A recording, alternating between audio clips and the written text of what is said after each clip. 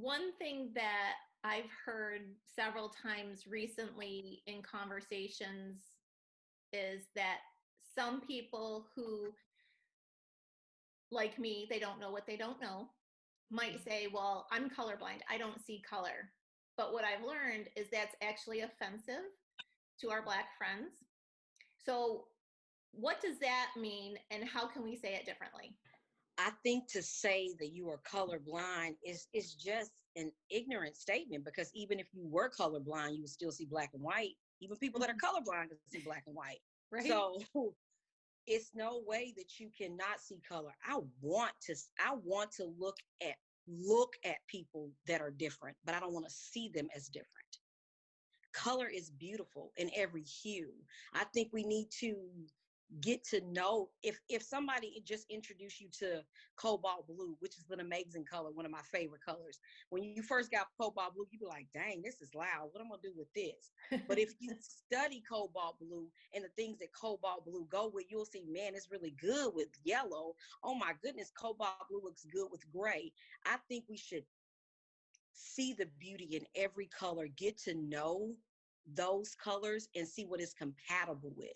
Have conversations. I would never, ever know that it's very offensive for Asians for you not to know the difference between Japanese, Chinese, all those different things, because I called a dude from Laos who was Laotian Chinese, and he got me all the way together.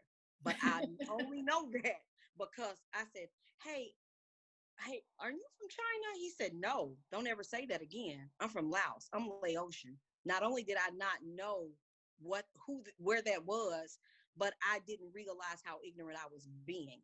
I was able to get to know him, where he was from, and I discovered a whole new place in the world that I never knew existed. I know a Laotian because I tried to know a Laotian. We all look different, and that is a beautiful thing. We need to find what we have in common and celebrate our differences.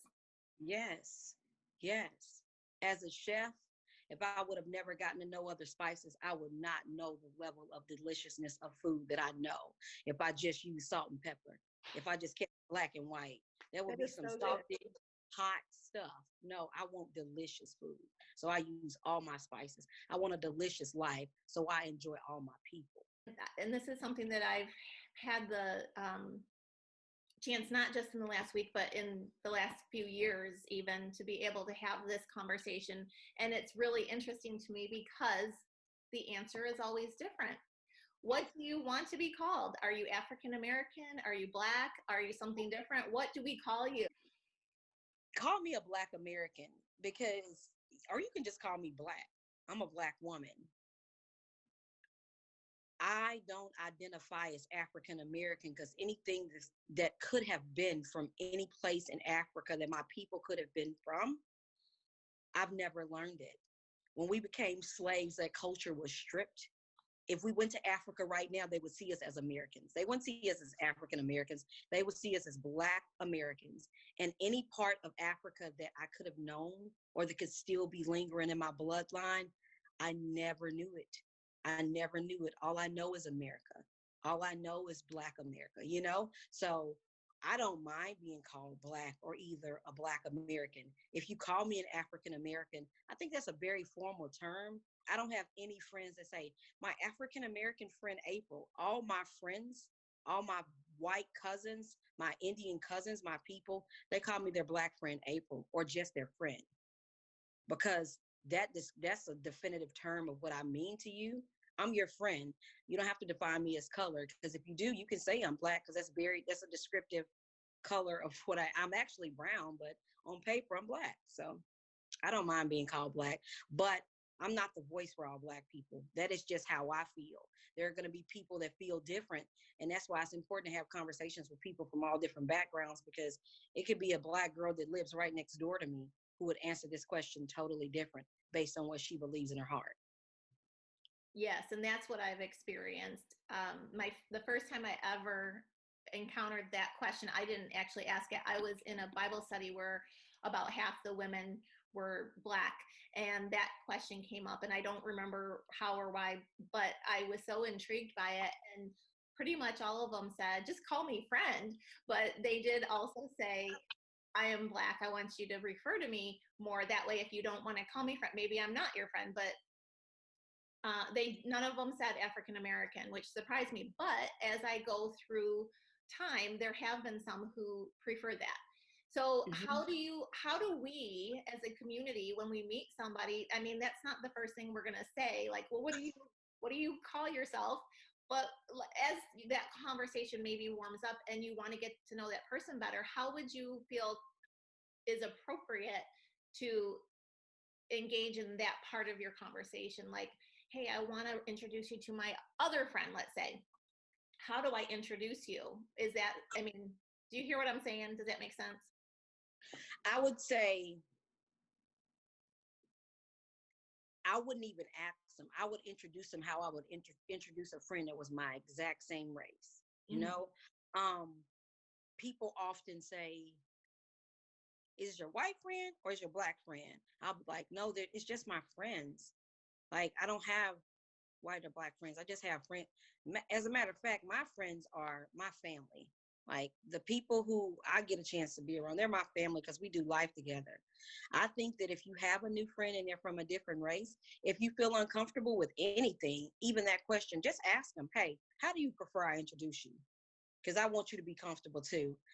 I think that that's only an uncomfortable situation if you make it an uncomfortable situation, you know? And I think that if moving forward, if you're planning on having long-term friendships, y'all gonna have to have some uncomfortable conversations anyway. Might as well start at the beginning. Rip the Band-Aid off. But like, who can get involved in SOS and what does that look like? SOS is a community and a family. If you are a part of our member on the page, you have an opportunity to post things. They do go through an approval process. We have a couple of admins that are on the page. We have a pastor, a podcaster, myself, my co-founder, Toya Poplar. We have about 5 people. We have Kalsha Edwards, who has Ryan, a organization that was started after her brother was murdered. So we have a couple of people that approve those posts and moderate. But as a member, you can post things on the page. You'll have access to invitations to things that we do. Like I said, we're private on purpose. Maybe 2 years ago, we were approached to do a reality show, and we're not here for the fame. We're here for the change. And so if you're a part of that group, we can use you in any way. And you're always invited to anything we do. We try to keep an open mind and an open seat at the table for anybody who wants to sit there. Honestly. So you will be having more in-person events after we get through COVID, right? After we get through COVID, we typically meet every other month for diversity dinners where we talk about, race reconciliation and race, religion, and reconciliation and different topics. Our next one is August the 11th. And right now we're doing them virtually, but by August the 11th, if things look like we can meet back together, we would love to meet together as family and figure out what our new style of eating will be. What can we do to make a difference? Like I said, it's 2 mamas carrying this thing on our backs. I can't say just 2 mamas because our husbands help to fund us. If you would like to give anything to our organization, we're having a t-shirt fundraiser. And with this fundraiser, you can just buy one of our t-shirts that I'm wearing here. And some of the proceeds will go toward the t-shirt, of course, but the other proceeds will go toward our organization to continue to keep moving the way we do. The donations they go toward the overhead that we have, because we do everything for the Lord. So it's always going to be done with the spirit of excellence. You're going to get what you came for, but we're also going to always give you something that you didn't even know you need while you're there. As a community, what can we do to make a difference? We need to be educating ourselves as a community. We need to be praying as a community. We need to be having conversations as a community. We need to be understanding each other as a community. We need to understand that we do have the right to remain silent. And in some cases, that is the biggest right you can exercise. You don't have to say something about everything. We are not all supposed to be talking about these things that are going on. Some of us are supposed to be doing. Every joint does supply. And if everybody did what the tongue does, we wouldn't be getting nothing done. Some of us need to be feet. Some of us need to be arms hugging. Some of us need to be in the kitchen cooking. Some of us need to be in in the world loving. I think that as a community, we need to do all things, all things. That's a great answer. And it's, it takes me back to the scriptures that say faith without action is dead. Absolutely. I think we need to get to work. It's time. It's time, because if we don't heal what's broken in this world right now, just like I'm suffering from things that my great great grandparents didn't get settled back then, our great great grandchildren will be suffering from the things that we didn't get settled right now. And you can do something. You can vote if you can't do nothing else. Study who's going to be in office. See if they align up with what you want to see change. And when it's time to go vote, go vote. Don't make an excuse, go vote. Do something. We all have gifts.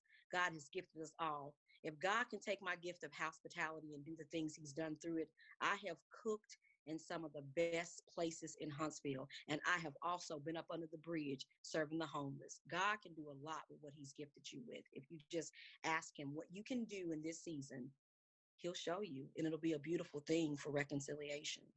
Is there anything else pressing on your heart that you feel like we need to know, or a definition that needs clarification? Anything that you can share with us that will help us to bring more unity and less division?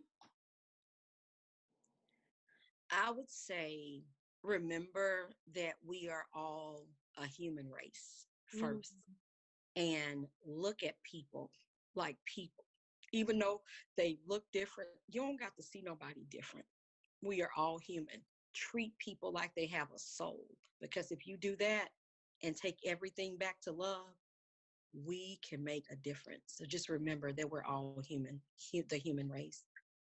Yeah, this is something that I've said in the past week is, if there was a gigantic x-ray machine and we all walked behind it and the people on the other side were watching, all they're going to see is bones.